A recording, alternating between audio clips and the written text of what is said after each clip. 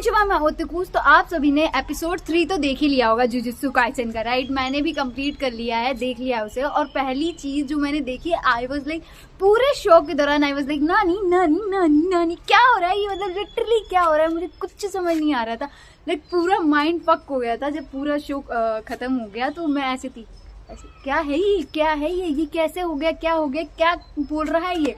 मतलब इतना fucked up episode था। और खासकर मापा ने जो पूरा अपना मेहनत लगाया है, पूरा टाइम, पूरा पैसा झोंका है इस पूरे एपिसोड को बनाने के लिए, वो तो मैं कुछ कह ही नहीं सकती।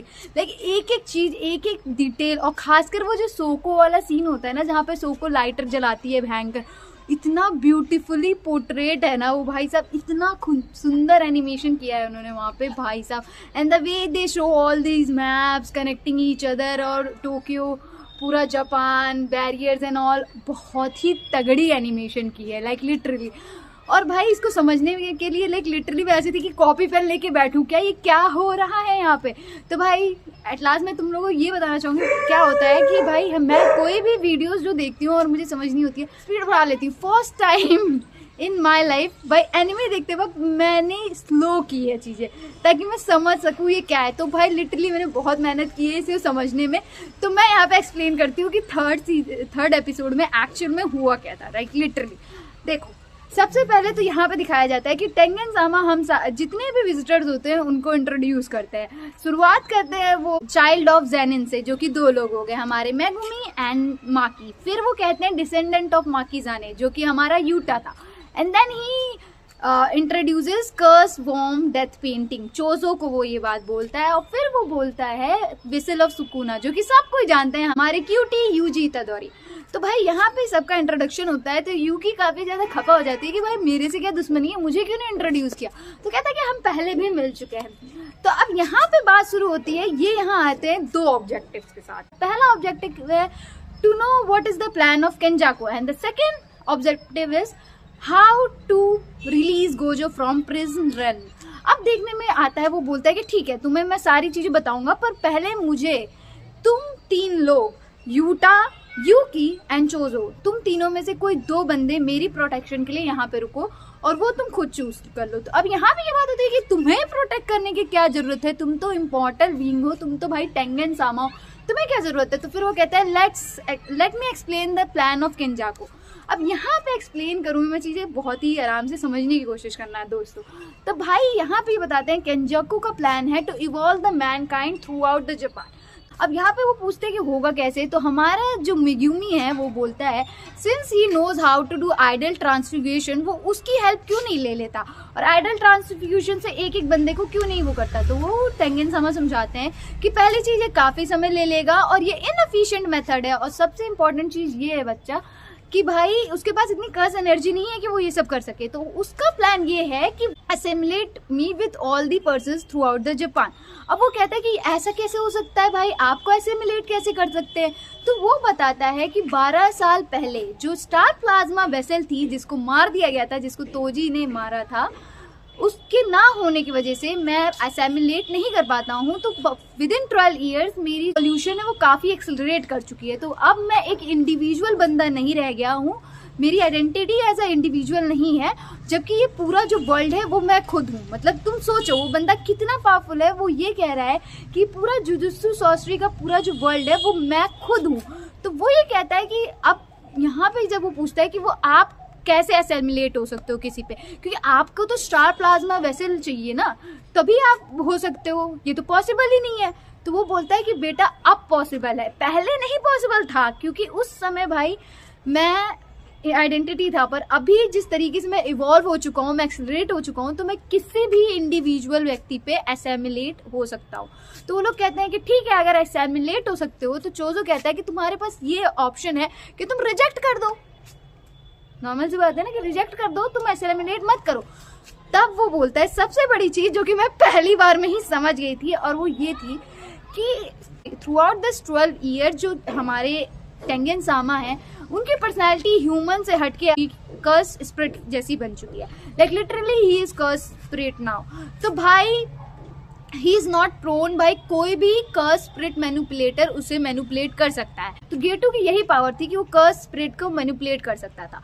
तो अब वो बताता है कि केंजाकू इतना पावरफुल हो चुका है भाई, इतना पावरफुल हो चुका है कि वो एक कॉन्टैक्ट से ही एसेमिलेट कर सकता है तेंजिन सामा को, उनकी कर्स स्पिरिट को मैनिपुलेट कर सकता है।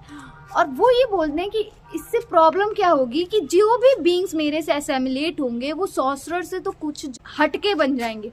और प्रॉब्लम यहाँ ये है कि कोई एक बंदा भी बुरा बन जाता है तो पूरे वर्ल्ड का अंत समझो। तो वो लोग कहते हैं कि पूरे वर्ल्ड का अंत कैसे हो जाएगा। तो वो ये कहता है कि भाई देखो, क्योंकि मैं एक सिंगल आइडेंटिटी हूँ जो कि पूरे वर्ल्ड में फैला हुआ है और जितने भी बंदे हैं वो सब एसेमिलेट हो चुके हैं। तो अगर एक भी इवल होता है तो वो बाकी सारे रेजोनेंस में इवल हो जाएंगे। अब तुम ये सुनो, millions of people in Japan जो कि सुपीरियर बीइंग्स बन चुके हैं और वो इवल हो जाते हैं तो पूरे वर्ल्ड का क्या होगा।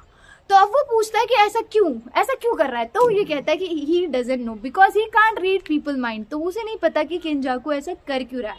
आई होप सो अभी तक आप लोगों को समझ में आ गया हो कि कितना बड़ा खतरा है। बिकॉज जब पहली बार मैंने सुना था आई वाज लाइक फक, ये क्या हो रहा है। तो यहाँ पे भाई इन लोगों की भी आंखें बहुत ज़्यादा खड़ी हो जाती हैं। तो फिर वो लोग बोलते हैं ये कलिंग गेम क्यों खेल रहे हैं हम लोग। तो वो बताता है कि भाई ये वार्म अप है बिफोर द एसेमिलेशन, एक वार्म अप है जहाँ इवोल्यूशन होगा जितने भी बंदे हैं उनका कि क्या वो सुपीरियर बीइंग बनने के काबिल हैं या, इसलिए ये कलिंग गेम स्टार्ट किया गया है। अब बात यहाँ पे ये आती है कि हमारे टेंगेन सामा है, उनको प्रोटेक्शन चाहिए और प्रोटेक्शन के लिए दो लोग राजी हो जाते हैं, एक हमारे चोजो, दूसरा हमारा यूकी। दोनों राजी हो जाते हैं because Choso wants to take a revenge from Kenjaku for what he did to his brothers. और यहाँ पे यूकी को कुछ बातें करनी है टेंगेन सामा से, कुछ होगा प्रीवियसली, तो वो उसके लिए रुक जाए। यूकी पूछती है कि अभी क्यों, ये सारी चीजें अभी क्यों हो रही हैं, 1000 साल से वो जी रहा है फिर अभी क्यों ये सब कर रहा है। तो वो बताता है कि भाई जो 6 आईज और स्टार प्लाज्मा वेसल है उसका मेरे से एक बहुत ही तगड़ा कनेक्शन है। All 3 of them are connected to me. जाकू का प्लान ही यही रहा डिस्ट्रक्शन का। तो 2 बार ऐसे अटेम्प्ट कर चुका था और दूसरी बार में तो उसने स्टार प्लाज्मा वेसल और 6 आई जो बंदा था, 6 आई जिसके पास था प्रीवियसली, उन दोनों को ही खत्म कर दिया था, जिसकी वजह से वो रीअपियर हो जाते हैं। तो यहाँ पे ये बात हो जाती है कि they both can reappear if they die. पर अब भाई 12 साल पहले क्या हुआ, 12 साल पहले तोजी ज़ेनी वो करके बुलाता है, पर लेट रिस्पेक्ट द डेड।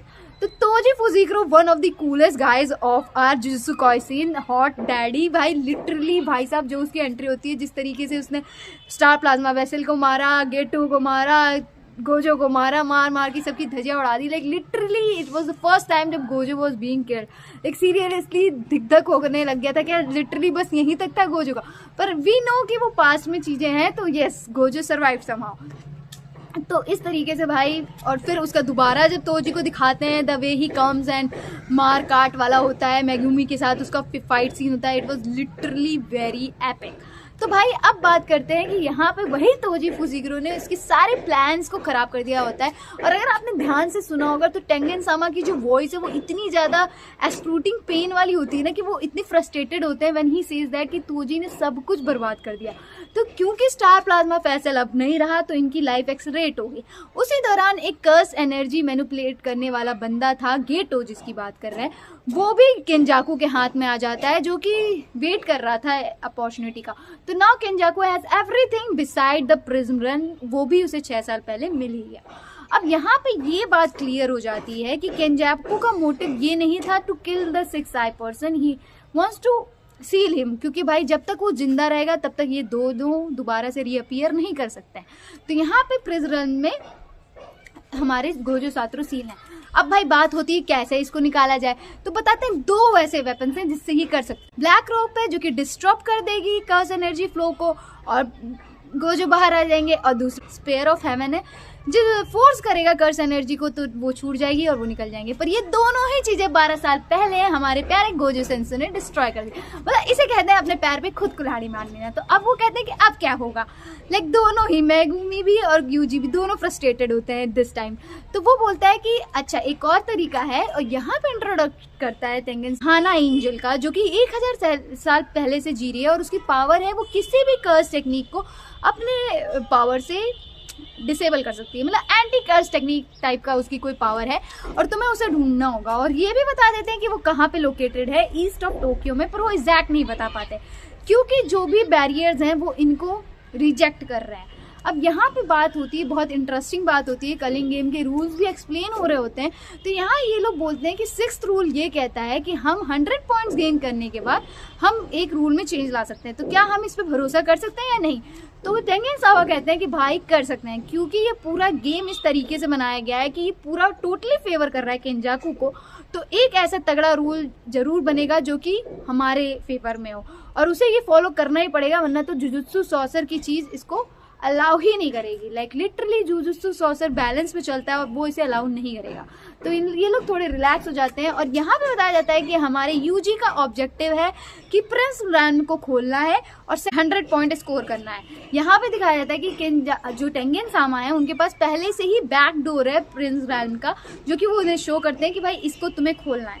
तो वो यहाँ पे सारी चीज़ें सबकी सॉर्टेड हो चुकी हैं कि भाई केंजाकू का प्लान क्या है वो तो नहीं पता, वो ऐसा क्यों कर रहा है, पर क्या कर रहा है अब पता चल गया है। अब यहाँ पे पूछता है यूजी बहुत ही इंपॉर्टेंट क्वेश्चन कि भाई इस गेम का क्रिएटर कौन है? तो वो बताता है कि केंजाकू तो इस गेम का क्रिएटर नहीं है। दैट मीन्स तुम लोग बहुत बड़े डिसएडवांटेज में हो कि इवन तो तुम केंजाकू को मार दोगे, गेम कंटिन्यू रहेगा। यही गेम का काम है, कंटिन्यू होना। तो भाई यहाँ पे वो बताता है कि एक सिनिगामी करके, कैको करके या कुछ नाम था मैं भूल गई, वो सिनिगामी हर एक बंदे को असाइन होगा। तो अब तुम ये समझ लो कि culling game itself is the ruler of this game. अब यहाँ पे ये चीजें तब तक खत्म नहीं होंगी या तो सारे प्लेयर्स मर जाएं या तो सारे प्लेयर्स साथ में रिफ्यूज कर दें to participate in this game, जो कि दोनों ही काफी इम्पॉसिबल चीजें लग रही हैं। लेट्स सी आगे क्या होगा।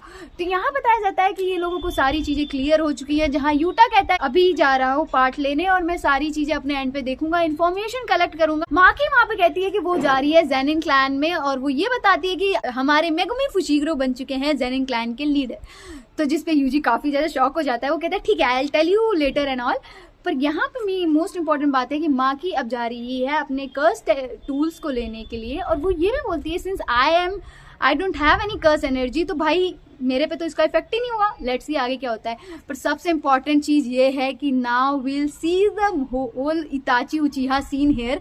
जब माकी जाएगी जेनिन क्लैन में अपने टूल्स रिट्रीव करने, she will massacre all the Zenin clan. Zenin clan का हाल वही होने वाला है जो उचिहा क्लैन का होगा।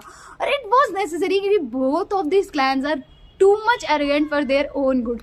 तो भाई जो सीन्स होंगे बहुत तगड़े होंगे। माकी के जो सीन्स होने वाले हैं भाई सब की हवाइयाँ छूटने वाली हैं।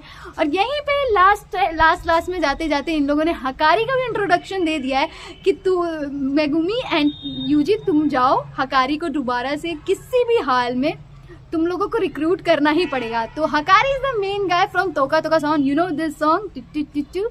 तो वो दोबारा रीअपियर करने वाला है। तो भाई जो उसकी इंट्रो होगी जब 4 minute and 11 second हकारी is immortal, भाई बहुत मजा आने वाला है भाई लिटरली। और लास्ट में ये दिखाया जाता है कि there is certain person living in this whole Japan, तो वो भी शायद ना हिल एंटर इट। और सबसे इंपॉर्टेंट चीज जो मैं अभी बताना भूल चुकी हूँ वो ये है कि पहले मैंने बताया था कि एक बार आप एंटर कर लोगे तो आपको निकलने का ऑप्शन नहीं है, पर भाई ऐसा नहीं है। पहली बार जो भी उसके अंदर होंगे नॉन सॉर्सरर्स, उनके पास ये ऑप्शन है कि वो लीव कर सकते हैं इस गेम को, ताकि यहाँ पे जितने भी प्लेयर्स हों वो उनके खुद की चॉइसेस हो। और भाई आज के लिए बस इतना ही। होपफुली मैंने आप लोगों को ढंग से समझा दिया हो 3rd सीजन। अगर कोई चीज़ मिस आउट हो गई हो मेरे एंड से तो कमेंट करके जरूर बता देना। और आज के लिए भाई keep liking, sharing, commenting on my videos. Also subscribe my channel for more such content. Sayonara nakamatachi. Bye bye.